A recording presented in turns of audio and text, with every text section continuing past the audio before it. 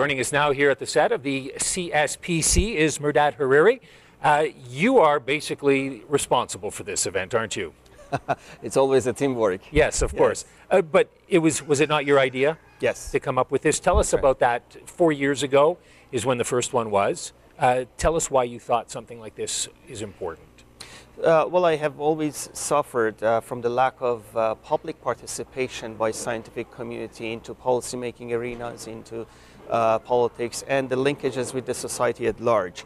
I thought there must be a forum or some way that we can strengthen the linkages of scientific community with the policymaking corridors and decision makers at the provincial, at the federal level, at the municipal level. And there was no way of discussing the issues of science policy in participation with scientific community, government, industry, non-for-profits, and different sectors of society. So, and Canada did not have a national forum, multi-sectoral, multidisciplinary, on science, innovation, technology policy. So we thought, I thought maybe we should start something grassroots by the help of graduate students, postdocs across universities, across cities, and so on. So we can mobilize the sources across the country to have and to establish a national forum for science innovation policy in Canada, in which, in an inclusive form, in which industry participates, government participates, non-for-profit, as well as the academia and university folks. And that was the idea behind that, and we started in 2008 to organize the first science policy conference, which led to 2009 conference. You talk about the shortfalls that you saw in the system. How do you think that hindered innovation or science in our country? Well, I think it has a huge impact with respect, number one, the innovation is an ecosystem, is a system in which there are different pieces that have to talk to each other, communicate, and work in coordination with each other, and policy making is a very important piece of that greater picture.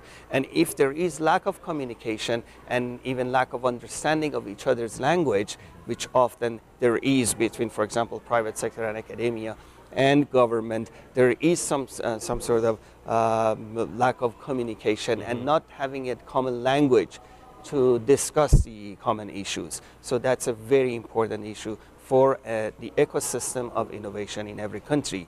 So this forum helped to establish that national dialogue between the sectors, come up with some unique common language so that we can talk to each other from industry, from government, from academia. Tell us about the first conference then. How was it getting people involved, and what was the outcome? Well, first I started talking the idea with the university professors and the administrations, and they were all very receptive, but nobody had time to work on it. And I thought, okay, so we have to shift the positions and go after graduate students, and they were all excited about this, and a group of, as you said, postdoc graduate students rolled up the sleeves, and they started working as volunteers to organize this. We ran a national campaign of fundraising. We applied for grants, and finally, at the end of the day, in 2009, the conference was beyond our expectation with respect to the money that we raised, with respect to the attention that we received, with respect to the participation delegates. We organized a conference for approximately 250 to 275 delegates. 420 people attended the first conference. So, and everybody was impressed with the performance, with the type of discussions that took place at that conference. All the leaders of science and innovation policy with respect to university president, industry leaders, granting councils presidents, and so on. So everybody gathered, and we had a big chunk of students and younger generation scientists who were interested in these subjects attended for the first time. It was a very nice interaction. So everybody thought that this conference filled a gap which existed before. Well, it's interesting. So you saw that there was a gap, and obviously there was an appetite for these people to get together and discuss their situations. Right. When you look at the conference itself, so each year you've got different themes. How did you decide on this year's theme, and tell us a little bit about this year's theme and why you decided to go with it? We have a program subcommittee and we have an advisory committee. Advisory committee is almost 24, 25 expert people from different sectors, again, on science and innovation policy across the country in different provinces. And they advise us on the themes, and we consult with them. We ask questions. These are the themes that we think for this year. What do you think? What are the suggestions and recommendations? And also, based on the previous feedback that we received from the previous participants, we asked them, what kind of panels and themes do you want to see in the next conference? So based on those, the combination of consultations and discussions within the program committee, advisory committee, and previous participants, we come out the best themes for the conference, depending on the geography, the city, the year, the issues of the year. You know, so this year we had the 4 themes were about energy, healthcare, agriculture, thank you, and science and society nexus, which is a broader theme that can encompass different subjects. One of the things that I thought was fascinating is your incorporation of the arts community as well, because most people think science and arts, 2 separate entities, completely separate, but that's not how you see it, and that's not how the participants saw it either.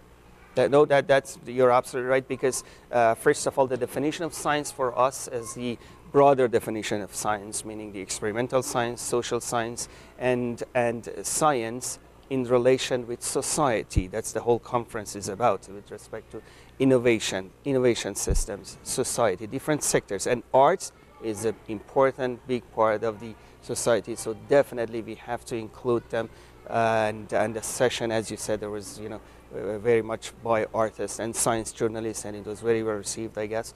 Definitely that's, again, the whole conference, the whole notion is the linkages of science and society and policy making. And certainly the art community is part of this equation. Right. Now, when it comes to science policy, you believe, and many of the attendees here believe, that we need a national science policy.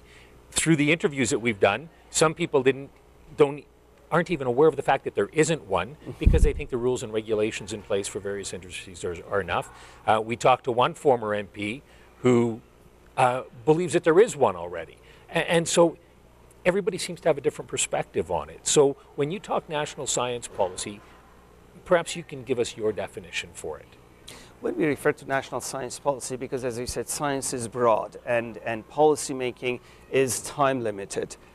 For a decade, for 5 years, for this year. So I think that's the reason you get different answers from, and depending on the person from government or from private sector, there are different definitions of national science policy. For example, when you refer to regulations in biotechnology, just as an example, there are many things that are already regulated and many things that are not. As an example, I just heard something, excuse me, that you can buy genes online, and you can set up a lab in your garage and do some experimentation with those genes. Are there regulations for that? Apparently not. Okay, so there are many areas, pieces of holes, that because of the emerging technologies, we have not yet there with respect to policymaking to regulate those technologies. But when it comes to the science enterprise, the big picture, what do we want to do with the science enterprise in Canada, the R&D, which spends $25 billion a year out of the budget? Part of it is government, the big part of it is industry contributing to this. What is our policy? What are our priorities with respect? What are the countries that we want to collaborate more on science and technology to mobilize our resources into those areas that are prioritized? I don't think we have one, a national policy. But the whole notion of the conference and the forum is to provide the seed, the feedback from various sectors to build one national policy. Right. Of course, the government of Canada has an agenda for in strengthening the funding for science and for innovation and linkages of the industry and science. But I still think that we have a long way to go without one.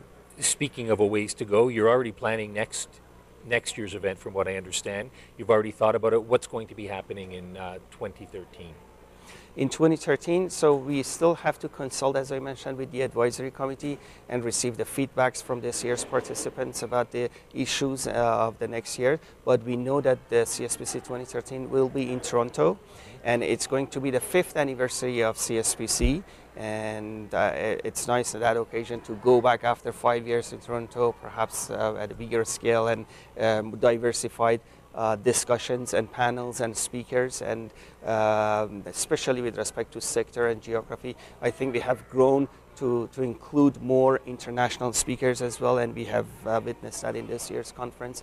We will see more of it next year. We'll see definitely a bigger conference, more diverse inclusion of international themes and subjects that are relevant to Canadian science policy. We don't want to organize an international conference. Our focus is Canada, and see more participation of different sectors of society. We have plans for that, and we're looking forward to that.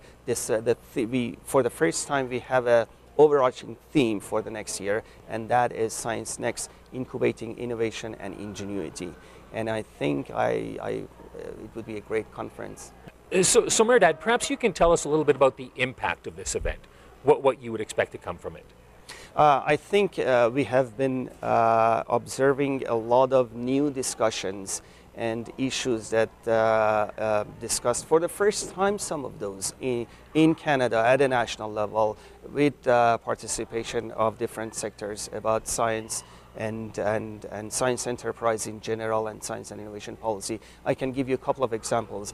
To my knowledge, the concept and the notion of science diplomacy for the first time discussed at our conference in 2010 in Montreal, in which we had a panel, the science advisor to Secretary of State Hillary Clinton, former science advisor. She was participating in that panel, and a few other folks, and that concept of science diplomacy got a lot of media coverage, that how science can help diplomacy, and using diplomacy to advance international collaboration in scientific research. That was, for example, one of those.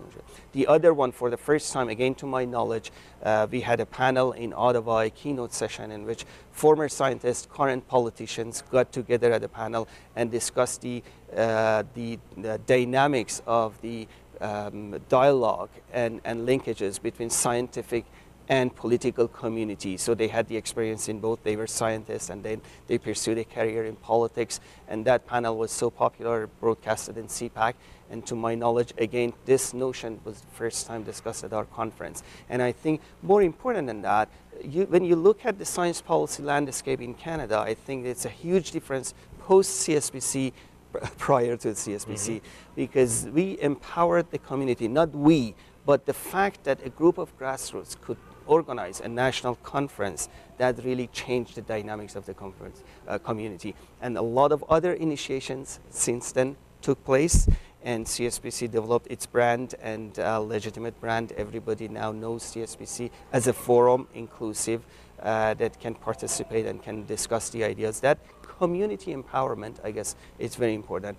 Third is the bringing science policy from an perhaps isolated island into the mainstream. A lot of coverage received as a result of the Science Policy Conference into the mainstream media, Globe and Mail, Hill Times, and some other mainstream media, Maclean's and a few others. And we were quoted by Nature editorial in the, I guess, February 2010 as one of the signs of hope for Canadian science policy, and that's not a small thing. So I guess community empowerment, bringing science policy into mainstream, and also providing some, for the first time, discussing some of the ideas and the notions that have never been discussed or have been in the radar of Canadian science community. Well, thank you very much, sir. We've been chatting with Mehrdad Hariri, who is it President and CEO? President and CEO of yes. CSPC. Thank you very much, Rob. You have been doing a great job. Thank you. Congratulations on the event.